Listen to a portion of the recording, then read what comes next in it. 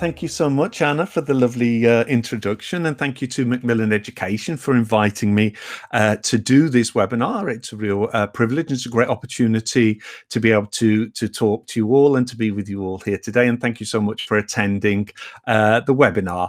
So, as Anna said, I'm going to be talking about visual literacy. I'm going to be talking about why visual literacy is important, what visual literacy is, why visual literacy is important in education, and why it's increasingly important. One of the reasons is with living in a world where increasingly communication is multimodal and visual in nature, visual literacy becomes increasingly important.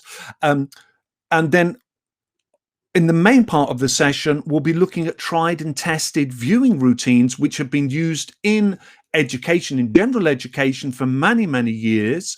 And these are very, very simple, elegant, but powerful frameworks which you can use with your students. So the title of the session today is Developing Visual Literacy in Language Education, but the title could be, in Latin, Omni Trium Perfectum. Now, I don't know how many of you studied Latin at school, but would anybody like to translate this or attempt to translate this Omni Trium Perfectum into English? I'm not sure how common it is for Latin to be taught at school, but if anybody would, in the chat, if anybody would like to, one perfect trio from Javier, yeah, that's great. That's a great definition there. One perfect trio, yeah. All three are perfect, says Irene. Yes, excellent. That's excellent. Yeah, that's a really good definition. So the reason I've translated it as this, which is all three are perfect, Ellie, everything that comes in threes is perfect. Now, the reason I'm giving this the subtitle of Omni Trium Perfectum is when we look at visual literacy education, the number 3 is the magic number, because nearly all the frameworks, the routines, the strategies we have for developing visual literacy contain 3 questions or 3 stages. So this would seem, the 3 would seem to be the magical number. And the ancient Greeks, they saw 3 as the perfect number, that it was the perfect, it was the number of harmony, of wisdom and understanding. For many religions, 3 is a sacred number. In visual literacy, 3 is a sacred number, and we'll see this as we go through the session. So this is what we're going to do in the webinar today, and there are 3 parts, the theme of 3. We're going to look very quickly at what visual literacy is. Then we're going to just pose the question, why is visual literacy important in language, in education, particularly in language education? And then the main part of the webinar is going to be looking at, as I mentioned before, tried and tested viewing frameworks, routines, and strategies for developing visual literacy. And these frameworks have been developed in very prestigious institutions around the world and are used in tens of thousands of classrooms around the world already. And these frameworks are evidence-based. They have been developed by teacher researchers, and they're very simple routines, very simple to remember, very simple to use, to implement, to internalize, but incredibly powerful routines. And as I mentioned before, they are evidence-based. And so I hope you'll go away from the session today with a better understanding of visual literacy, its importance in education, and these tried and tested routines, which you will be able to use with your students. And one of the beautiful things about these routines is that they're incredibly easy to use, and they save you so much time because you don't have to prepare your own activities to use with films or videos or photos or paintings or memes or infographics that you like. You can simply use these routines, which have been tried and tested, and as I said, are evidence-based, and that will save you as a busy teacher a lot of time. Okay, so we're going to look at, first of all, the question, what is visual literacy? Now, there are many definitions of visual literacy. Visual literacy was first defined in 1969 by the founder of the Visual Literacy Association and the person who first developed the concept of visual literacy, Dr. John Debis in the United States. We're going to look at another more contemporary definition in a moment. But what I would like you to say, if you've come to a session on visual literacy, I imagine that you're interested in the use of image in the classroom, in using films, videos, paintings, photographs. How would you, just in the chat, if I could ask you how would you define visual literacy? What is visual literacy for you? What springs to mind when you hear visual literacy? If you'd be kind enough just to put into the chat what you feel visual literacy is. Okay, processing, interpreting, and co-constructing images. Gregor, so that's great. Working and learning with images, Ingrid, that's fantastic. Communication with images, I've just missed the name. Understanding the message of images, the ability to understand pictures, images, those are great definitions. Excellent. Okay, knowledge through image, the use of visual material. Okay, all of those are great definitions. I'm sorry I don't have time to go through to read out all of those there, but you've definitely got the right idea. Being able to interpret and reinterpret images there from Elaine. That's fantastic. Those are excellent definitions. This is a definition, a reasonably contemporary definition from 2017. I'll just give you 1 minute just to read that definition.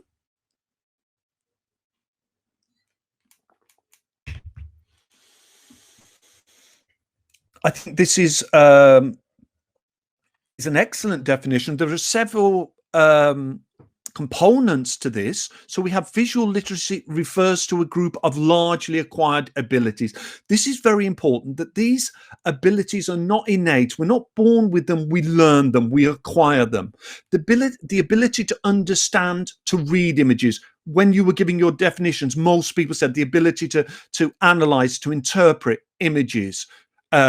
So when we look at a painting, we're trying to get the message behind it. We're trying to find how it's constructed. We're reading it. To use images, to write images. This would be, for example, when we ask our students to create a poster, the students are writing an image. They're using an image. When we ask students to create a meme, the students are writing images. When we get students to create a video, the students are writing the image. Okay, so we have the understanding images, using images, writing images, as well as thinking and learning in terms of image. So I think this is a very complete definition there. Now, the second part we have, why is visual literacy important in language education? Now, again, if you're coming to a session on visual literacy, I imagine that you think visual literacy, the use of images in the classroom, is important, but the ability to understand, to analyze and interpret them is also important. However, there's quite a lot of, I would say, sort of resistance to integrating visual literacy training into education in general and in language teaching. And we have, I have a quote here from Ben Goldstein, and this is from a wonderful paper on visual literacy. When you get the slides, when Macmillan sends you the slides, you'll be able to download this paper for free. It's a wonderful paper on visual literacy. Ben Goldstein, as I mentioned in my introduction, when Anna asked me about how I became interested in visual literacy, I refer to the work of Ben Goldstein. Ben puts a position here which is a very commonly heard position. So if we just have a look here, we have 3 questions, the magic 3 again. So if we're in the business of teaching language, why should visual literacy matter so much to us? This question is often heard. Surely language and text-based approaches should still take precedence. Again, this is very commonly heard. Doesn't the image just distract from the word? Okay, so this idea of the image being a distraction. How would you respond to these questions here? What would you say? What would you say? How would you answer this here? I guess images complement words, Julieta says there. Jaslyn says images speak louder than words. Annie says we should learn how to express what an image means to us. And for that, we need language. Absolutely. All of those things are fantastic. Images prompt language. We use them as prompts to make your learners use it. That's it from Giovanna. Okay. It prompts and fosters creativity and critical thinking. I think all of those things are wonderful answers there. They're wonderful answers there. What I'm going to do, I think those really, really answer this question fantastically here. This is how Ben goes on to answer the question here. If I just give you one moment, how Ben answers the question here, just give you a moment to read that.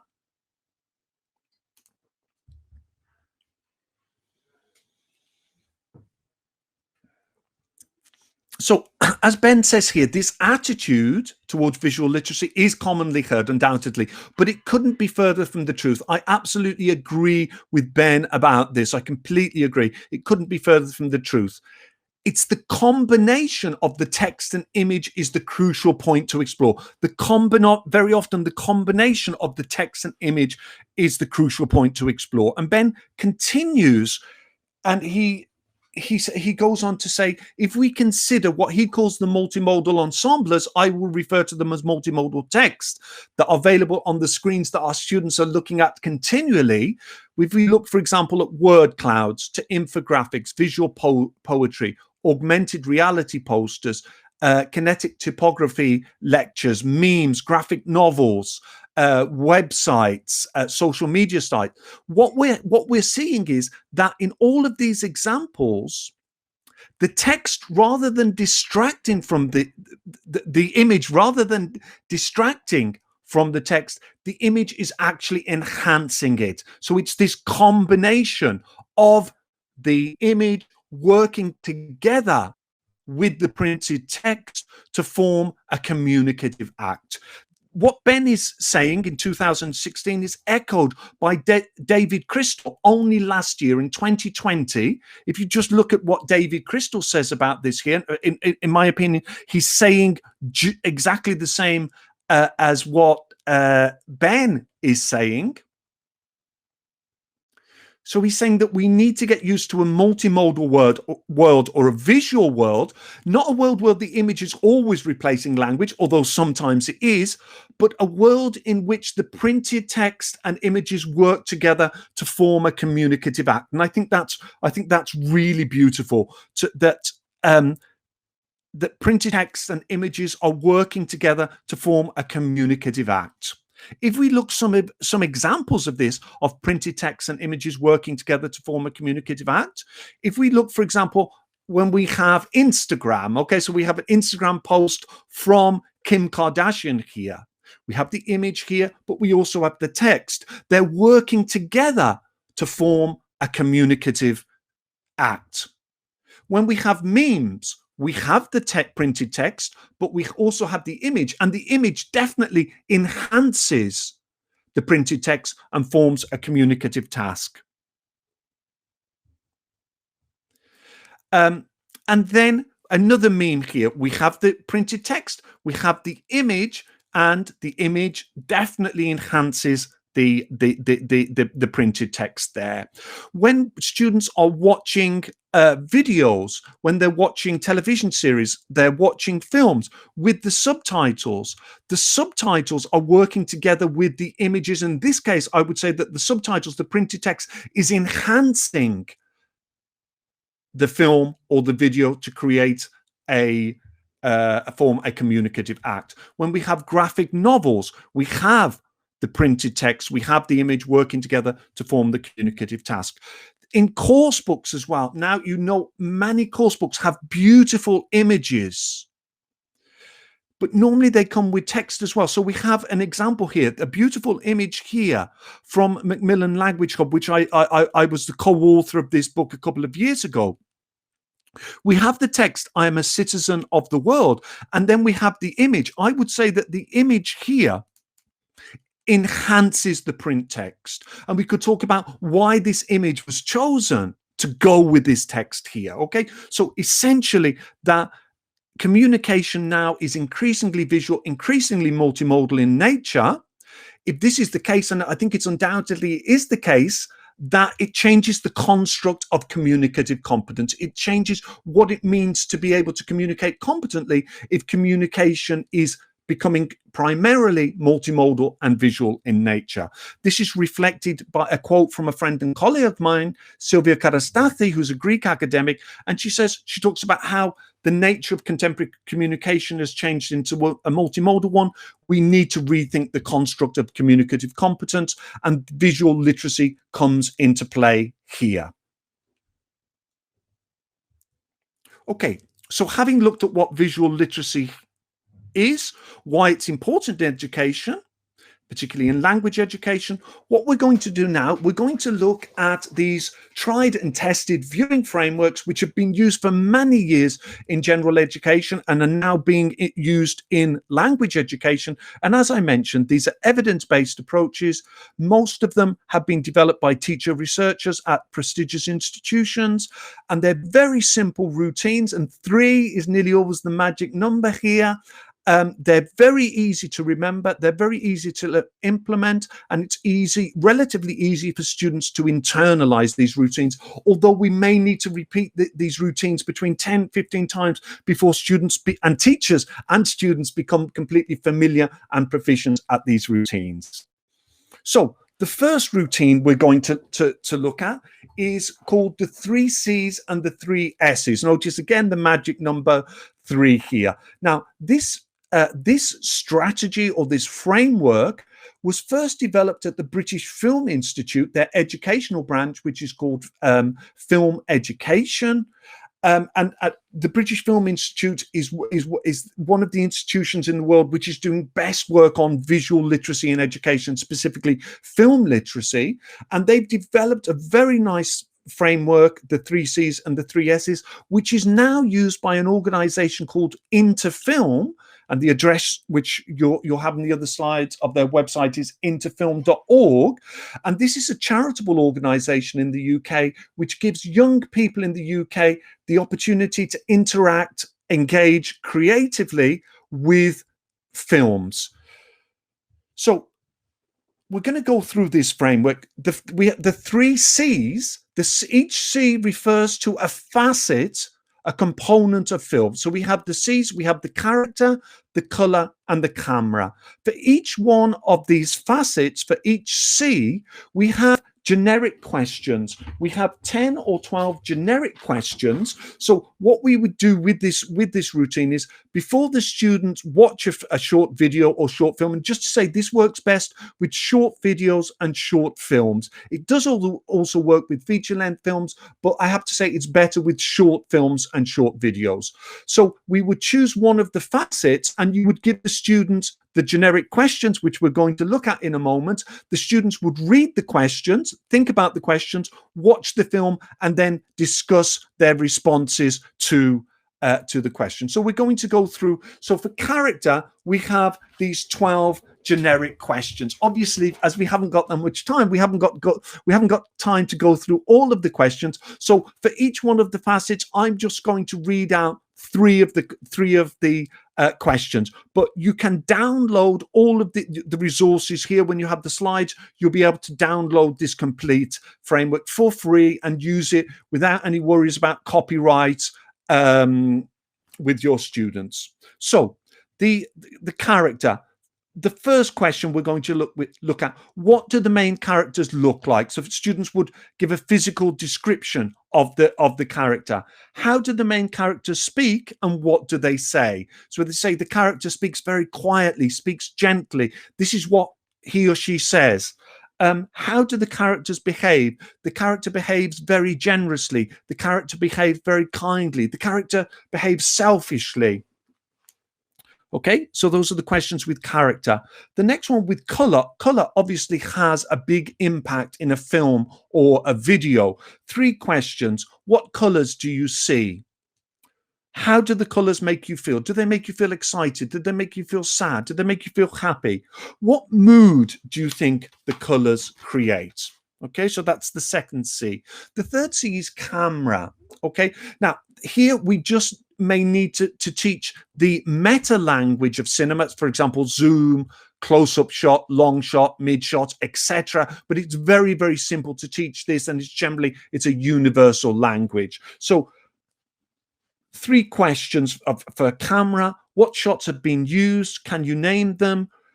When do you see a close-up shot? When do you see a long shot? Generally, you see a close-up shot when the director wants to express emotion in a character. We see a long shot when the director wants to give us the setting. Through whose eyes do we see the story? Okay, so those are the 3 C's. Now we're going to look at the 3 S's. The 3 S's are the story, the setting, the sound. The questions for the story: what happens in the beginning, middle, and end of the story? This is a beautiful question and a very powerful question. What are the most important things that happen in the story? The most important things, the most important events. How would you like the story to continue? How would you like the story to continue? So this is not just developing visual literacy here, it's also developing creativity here. And also the setting. Obviously, the setting is important in a video or a film. Where does the story take place? Does it take place inside or outside? When the story began, where did you think we were? What clues might there be to tell us where the story is set in the past, in the present, or in the future? And finally, the final S is the sound. Obviously, sound has a big impact on us when we watch a video or film. Is there any music in the film? How does the music make you feel?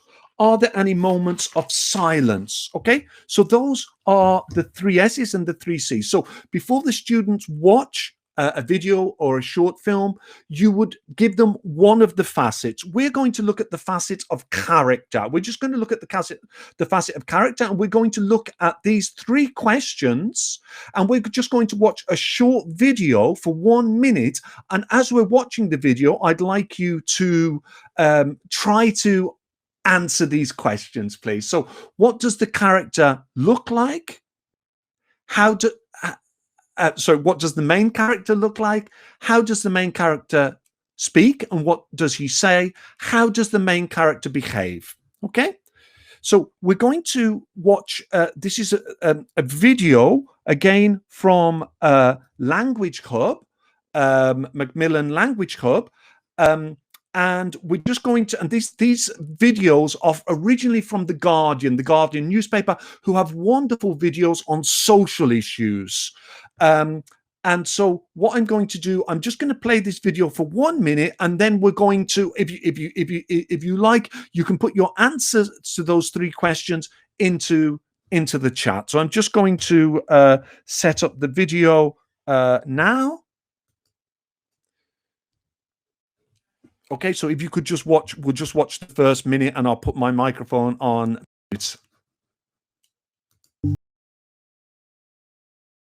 Okay, I'm just going to go back there. Okay, so what does the main character look like? How would you describe the main character? What would you say about the man there, Christopher? How would you say? Okay, just a physical description here. What does he look like? What does he look like? He's tall, he's stout. Okay, that's fantastic. He looks self-assured, he looks strong, he looks tall, bulky. That's fantastic. How does he speak? How does he, although we only heard him speak for a few seconds, how does he speak? He speaks firmly, yeah. He speaks confidently. He speaks quietly, but with great authority. He speaks confidently. He looks gentle. Wonderful. How does he behave? Again, we've only can see this for about 10, 15 seconds. How does he behave? Again, he's confident.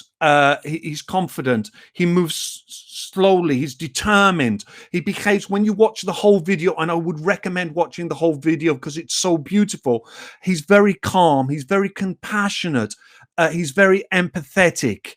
And self-confident as well. So it's a beautiful video. So we would watch it, the students would answer these questions, and then we would then move on to another facet. They would watch it again. So perhaps we might want to focus on sound, because the sound had a great impact there. I think Carolyn in the chat said that the sound, the music added great tension to it as well. So we might like to focus on the sound or the story. You can actually turn this into a game. You can go to the Interfilm website and you can download a dice of the 6 different facets. There is an icon for each of the 6 facets, and you just make it, you throw it like a dice, it lands on this one here, camera, and then the students play it like a game. They would then answer the questions about camera. The next time they throw it, it lands on the story, they would answer the questions about story. So you can just download this completely free. You can use it without worrying about copyright issues at all. So incredibly powerful routine, very simple but very elegant routine. The second strategy we're going to look at is the visual thinking strategies. Could you say if you've heard of this routine before? This is probably the best known viewing routine. Has anyone heard of this routine?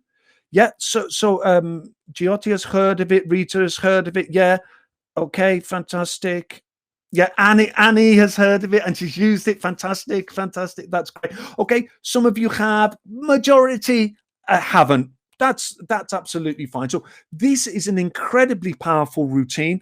This routine, as I said, it's probably the best known routine and the most widely used routine.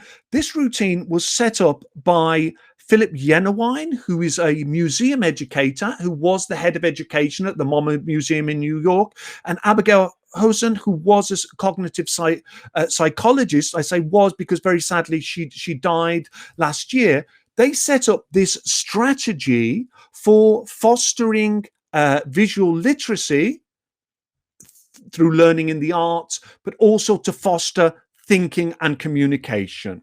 Okay. And it's another evidence-based approach. So essentially, they set this up to develop visual literacy through learning in the arts, to foster thinking and communication skills. And this is one of the reasons why it's a particular interest to us as language teachers. It fosters active listening and it fosters oral communication. This routine, as with many of the other visual literacy routines, has 3 core questions that guide students in the routine. We have the first question, what's going on in this picture? What's going on in this picture? The second question, what do you see that makes you say that? What do you see that makes you say that? This question in visual literacy education circles is referred to as the magic question. It's so powerful, this question. When we look at the roots, this strategy, and we actually see it in practice and we use it, we'll look at why this question is called the magic question and what else can we find? What else can we find? Now, what I'm going to do, we're going to watch a short video of a group of primary school students with their teacher in the United States doing a visual thinking strategies class, a VTS class. Now, what I'd like to do is I'm just going to, and this is the painting which the students view. Okay, so I'm just going to give me just 1 second, please. I'm just going to set up the video for this.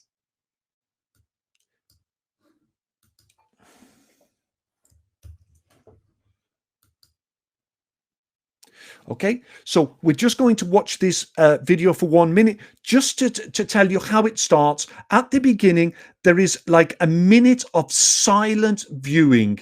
This helps the students, it encourages the students to look in all areas of the picture, and it also builds endurance for observation for viewing time. So I'm just going to and we're going to watch it for 1 minute and 10 seconds. Okay, I'm just going to turn off my microphone so there's no echo.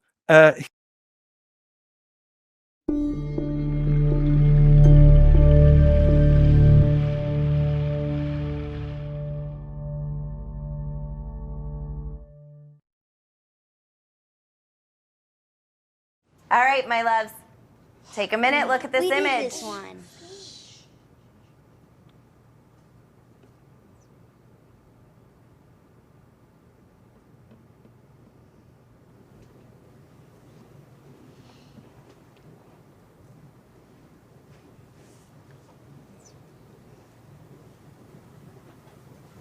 What's going on in this picture?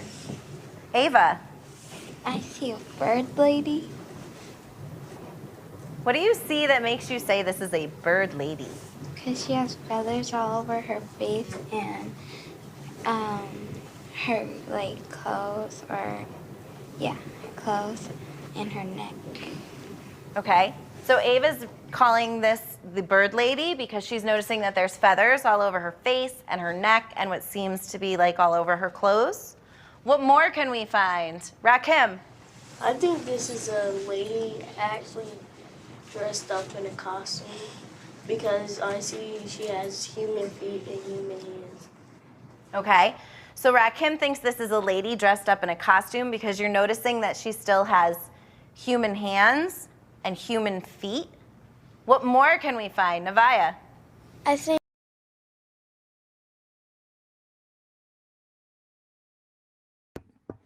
Okay, so I'm just closing the video there.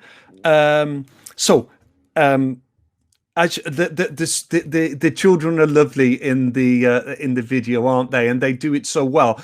The teacher is very comfortable with this routine and very proficient, and the students are very, very comfortable with this routine. The reason being that they have done it many times. It's not the first time that they have done this routine. Let's just go through very quickly how the different stages of this routine. So first of all, as I mentioned before, there's a silent minute to look at the image. This is vitally important because it encourages students to look in all areas and it builds their endurance for observation times. It also helps them to slow down, to reflect on what they're seeing. The way that we're bombarded, saturated with images all the time, there's a tendency that there's greater passivity towards images. This silent minute of viewing helps the students to slow down and reflect on what they're seeing. Then the teacher asks the first question, what's going on in this picture? This is when the students infer. The students say what they think they see. The teacher doesn't respond with praise or criticism, but the teacher may summarize and paraphrase the inference of the students. They may change the wording of the students, but not the meaning. That obviously, as language teachers, we would be interested in demonstrating proper sentence structure and vocabulary. Then we have the follow-up question, what do you see that makes you say that? This, as I told you before in visual literacy education circles, is called the magic question. What do you see that makes you say that? The students have to cite evidence for their inference. This is a crucial stage. And obviously, this fosters thinking. So the students have to justify what they say. So this is excellent for developing and fostering thinking. And then after students have offered evidence for their inference, the teacher asks the question, what more can we find? Now, this question is very important because often I think that students are are used to finding just one answer, the right answer, and there's only one right answer, and to being done. This question teaches that inquiry and wonder never end. And then finally, at the end of the session, the teacher thanks the students for their participation, says what they particularly enjoyed about it, and encourages the students to think of viewing art as an ongoing and open-ended process. And just one thing to reiterate, that this routine, as with the other routines, has to be used several times before students internalize the routine, before the teacher internalizes the routine as well, before the teacher becomes comfortable with the routine, and then the students become comfortable with routine. So I would suggest doing this several times and then moving on to another routine or strategy. So we have what's going on in this picture. What do you see that makes you say that? What else can we find? If we just have a look at it, an example here of a painting here by Frida, and this is this is a picture, a painting which works very well because it's quite intriguing. It's not clear exactly what's going on, and there are lots of people. There's lots of things going on. So this would work very, very well. Okay, this would work very, very well. So the images that work well with these routines are often images which are quite intriguing. It's not exactly clear what's going on, and where we have people, several people, where animals as well can work very well.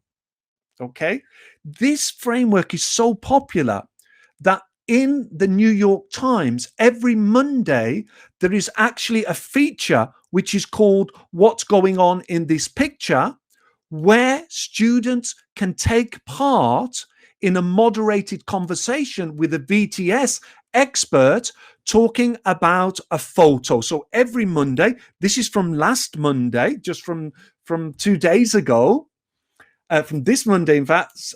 So we have the photo here, and the students have to go do this routine. What's going on in this picture?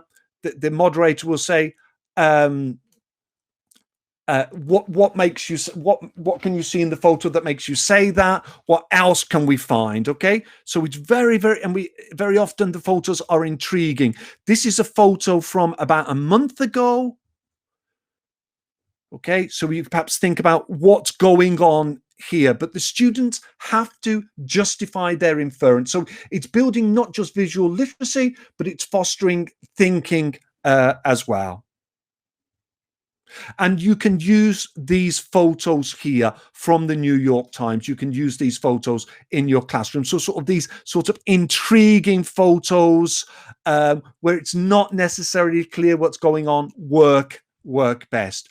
Obviously, we can also use this with photos in course books. Many course books have beautiful photos now. This is definitely the case with the Macmillan language book, which I co-authored a couple of years ago. So we have an intriguing image here. We could use this routine here. We could say, what's going on in this picture? Okay, what can you see that makes you say that? Okay, so the students would have to justify their inference. What else can you find? So we can definitely use it with many of the images that we have in our course books, particularly the images which are quite intriguing.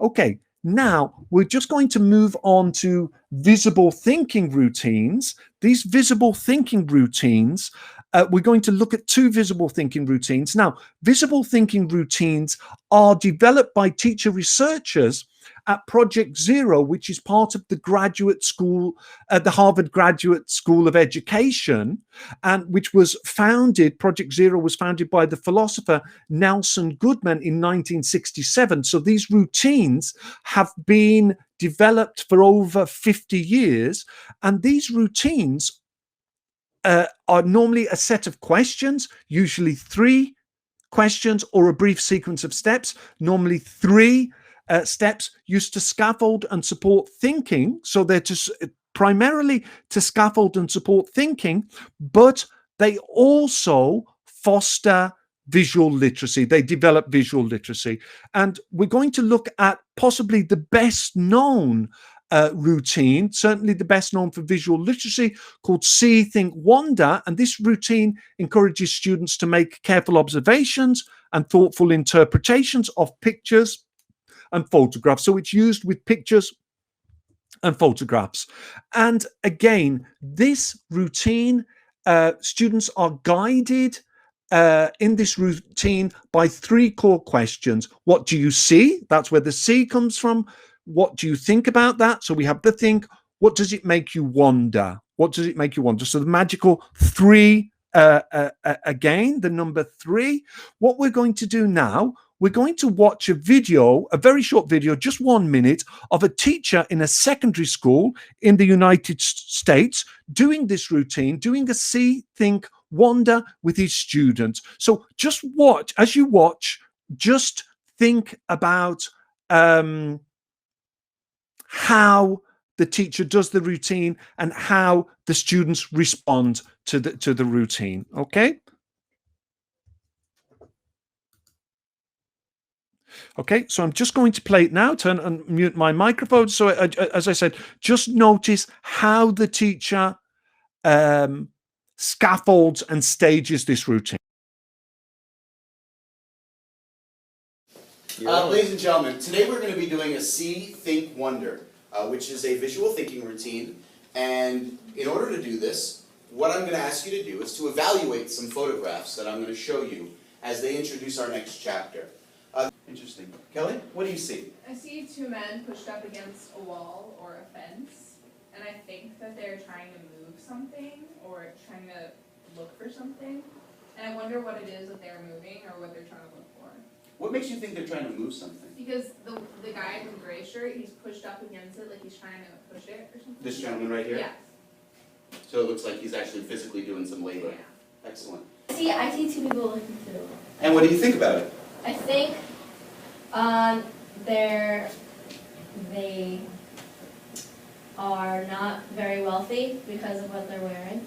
I'm glad you added the because that's an important part of this, is to have evidence of it. So based on what you see they're wearing, you don't think that these are very wealthy people. Is there something that you're wondering about? I wonder if they want to be on the other side of that. Maybe that's what they're looking through. Yeah. You wonder what country that they're from. You're assuming they're not from the United States. Okay. Guys, let's take a look at picture number 2. I'm going to ask. Okay. As you saw again there, that the teacher is very comfortable with this routine. The students are very comfortable with the routine again because they will have used it many, many times. They're very proficient with it. So the routine works best in principle, according to the teacher researchers, when you can use all 3 stems together. So a student says, I see 2 men against looking at a wall. I think they want to get over the wall. I think that the wall is at the border between 2 countries. I wonder why they want to get on the other side of the wall. But obviously, in our context as language teachers, that is going to be quite difficult to achieve, as particularly with students with lower proficiency level. So what we would need to do is to scaffold each response with a follow-up question. So the students can say, I can see 2 men against the wall. What do you think about that? What do you think about what you see? They say what they think, and the students say, what does it make you wonder? What do you wonder? So we scaffold it there. Okay. So what do you see? What do you think about that? What does it make you wonder? Again, the 3 questions, the magic 3. If we look at this image here, if you just look at this image, please, and we just think, what do you see? Perhaps you might like to put in the chat what you see. Okay, if anybody would like to say what you can see in this image. And again, no masks on. Okay, that's good. People looking up. Ingrid says people looking up. Exactly. Okay, so people looking up. People looking at the sky. What does it make you think? What do you think about that? So you can see this. What does it? Okay. So people looking up, people being dated. What does it make you think? So you might say, I think that there's an eclipse. I think they're enjoying the sun. Okay, so they have to, like, if you like, reflect on what they see. What does it make you wonder? What does it make you wonder? It makes me wonder why the man in the middle isn't looking up at the sun. Why the 4 people are looking, and why the other people are walking past. It makes me wonder there. So again, this is a very, very powerful routine. Just to finish, for the last 5 minutes, we're just going to look at another visible thinking routine. Again, these routines developed by teacher researchers at Project Zero at Harvard Graduate School of Education. Step inside, perceive, know about, care about. Notice the 3 parts: perceive, know about, care about. This routine is a routine for developing visual literacy. It develops speaking and listening, and can also develop writing, but it also develops empathy. Okay. And essentially what this routine is about, it's students step inside the role of a character from a picture they're looking at, and they imagine that they are the character, and they put themselves into the shoes of the character, and they speak or write from the point of view of that character. Okay, so we have the 3 core questions here. Okay, the 3 core questions. And these 3 core questions guide the routine. So the students essentially would look at the image for 1 minute in silence. Then the teacher would tell the students which character they should empathize with. So that then they should focus for another minute on one of the characters and ask the question, what can the person perceive? So this would be, what can the person see observe, or notice. The students have to answer by saying what the character can see, observe, notice. Then the next question, what might the person know about or believe? And the students answered this by saying what the character may know, what they may understand, what they may hold true or believe. And then finally, what the person may care about. And the students answered this by saying what is important for the person, what this person finds important, what they care about. Now, we're going to look at do this with this image here, and it's an iconic image, at least in the UK. So we have this image here, and the students would look at it for 1 minute in silence. Then the teacher would say, I want you to focus on one of the characters here. Now, just some advice to teachers when you're choosing the characters.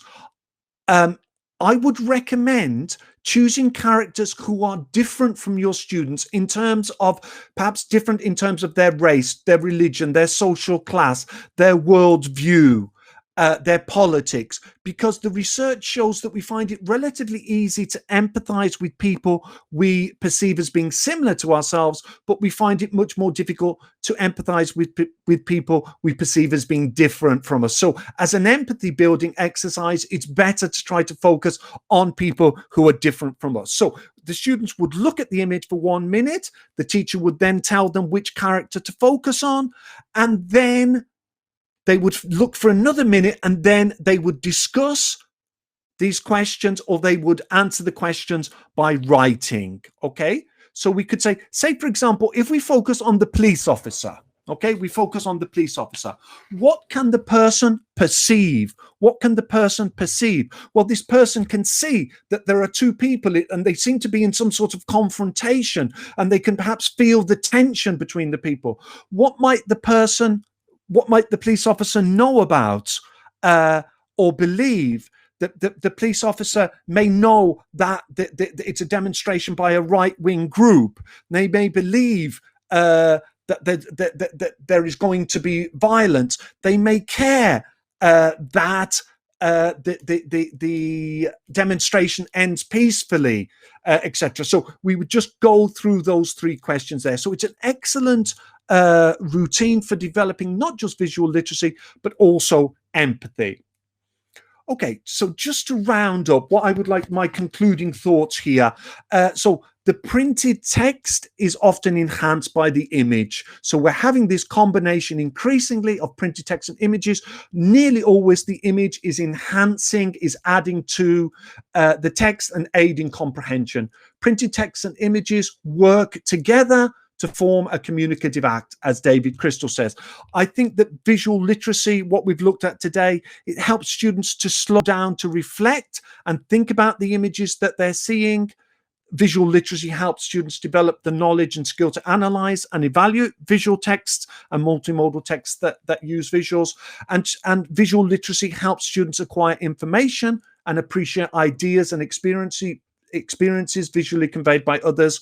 And I believe, and I hope I've demonstrated in the session today, that visual literacy can best be systematized in language education by using these tried and tested routines, which have been used in general education for many years and are now being used in language education. And these evidence-based routines, these very simple but powerful routines. So I hope that there is something that you can use with your students from the webinar today. I hope it's perhaps helped you to understand visual literacy a little bit better, why it's important in language education, and how we can systematize it in language education. So thank you very much, and I'll be very happy to answer any questions.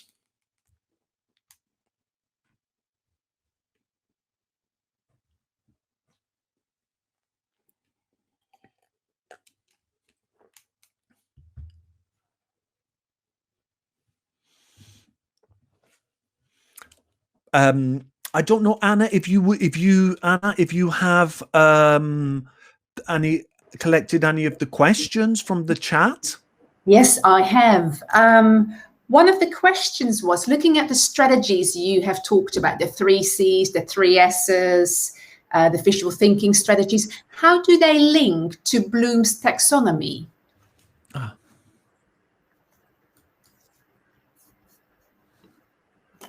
Can you hear me, Kieran? Okay, sorry, I'm sorry. Hi, Anna, hi. Sorry, I thought I'd lost you there. I was starting to panic, sorry. No, I'm here. Do you want me to repeat the question I picked up? Yes, sorry, yeah, because I didn't catch any of the questions there. I'm sorry. The strategies that you were talking about, I think there's a lot of interest in them as well. And one of the teachers attending was asking, how do they relate to Bloom's taxonomy? How do they fit into Bloom's taxonomy?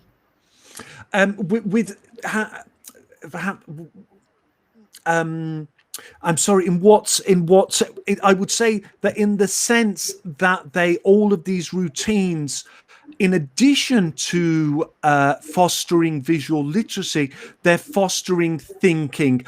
And so all students are always having to justify their inferences.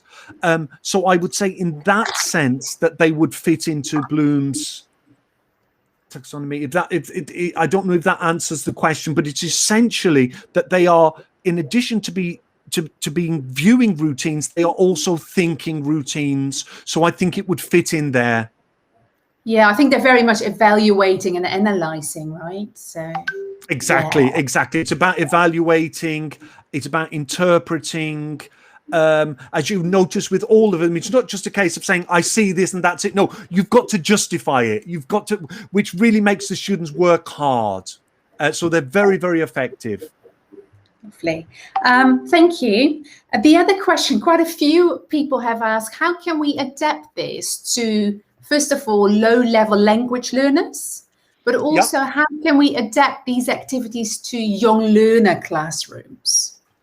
Yeah. So what I would say is that they can be adapted because primarily these are being used in primary schools in it started in Sweden. The visible thinking routine started in Sweden, but then was soon adapted in the United States. So they're used primarily in the United States, but lots and lots of countries. But they are used with very young learners. So it doesn't necessarily take a huge, very high proficiency. But the key, I think, is to scaffold each routine. So, for example, with the See, Think, Wonder, we can't expect very low-level students or very young learners to say, I see this, I think this, I wonder. So we're scaffolding it all the time. So I think with the scaffolding, but in many ways, the routines are already designed to be scaffolded so that they have been developed to be used at many different levels, at many different ages.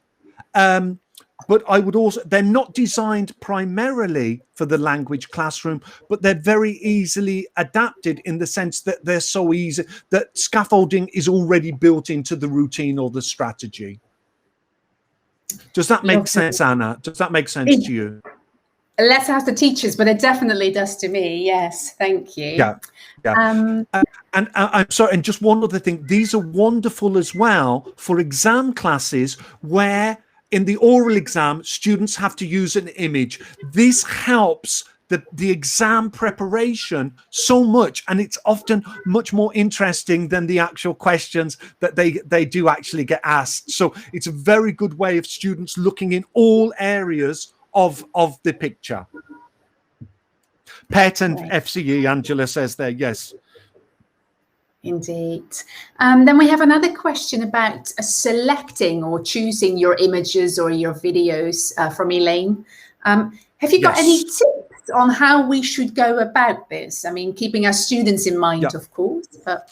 Yeah, absolutely. What I would say, as I mentioned before, if we're talking about still images of pictures and paintings, I would say that they have at least two people that they're intriguing, two people or two animals. There's got to be, for me, it works much better if they have people or animals. In principle, it can be used with objects.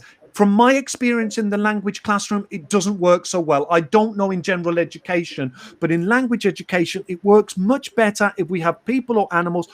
Also, that the image is ambiguous in some ways, so it's not really clear. So if you have an image of a person drinking a glass of water, it's not really there's nothing really intriguing about it. But if you have a person drinking a glass of water and there's a camel and a monkey behind, that makes it more interesting. There's something a bit strange. So these intriguing images, for working with videos and films, the shorter the better would be my advice, with the minimum amount of dialogue, with not necessarily silent, but quasi-silent or quasi-silent, not too much dialogue. One of the, Carola says, commercials, adverts are fantastic, and there's a type of short film which are called branded shorts, and these are short films commissioned by companies or brands. These are wonderful. They work so well in the language classroom. So you're actually saying we need to look for high interest images. Is that high interest image? Yeah, high interest and sort of a little bit intriguing. I also am very much in favor of diversity as well, that we don't have the same people, or the same type of person always appearing. So we have people from different races, different religions, disabled people. We have people from different social backgrounds. Not everyone is middle class. So the diversity as well enriches the classroom as well. And I think it's a way of fostering thinking as well. Indeed. The last question, that is probably more for teachers than for students. Of course, we see all these beautiful images out there on Google. We see all these little short videos. Is there anything we need to think of with copyright, or can we just pick what we like? Yeah, this is a very unfortunately, we can't just choose what we would like.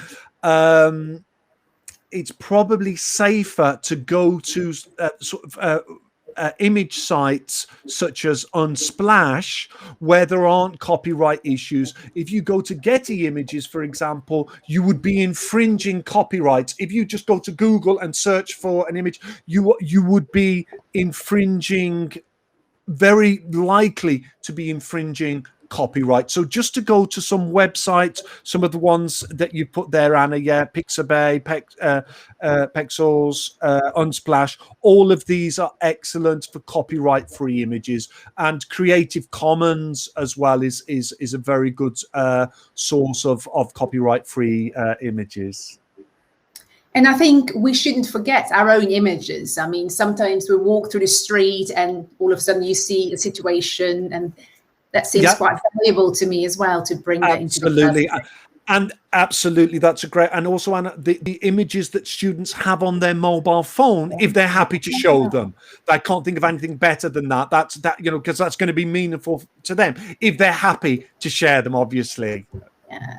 There we go, to a student-generated content. Beautiful. Exactly. Kieran, I think that is it for the questions. There's many more, but we've run out of time. So I'm just going to say thank you so much for answering all these questions, and thank you for this very practical webinar, because I'm pretty sure there's some ideas that we can start and pick up and run into the classroom with tomorrow morning. So you've made a lot of teachers very happy looking at the chat box. Thank you so much. Okay, that's great. No, thank you very much, and thank you again to Macmillan Education. Thank you, Anna, for all your help with the technical side of things. Thank you.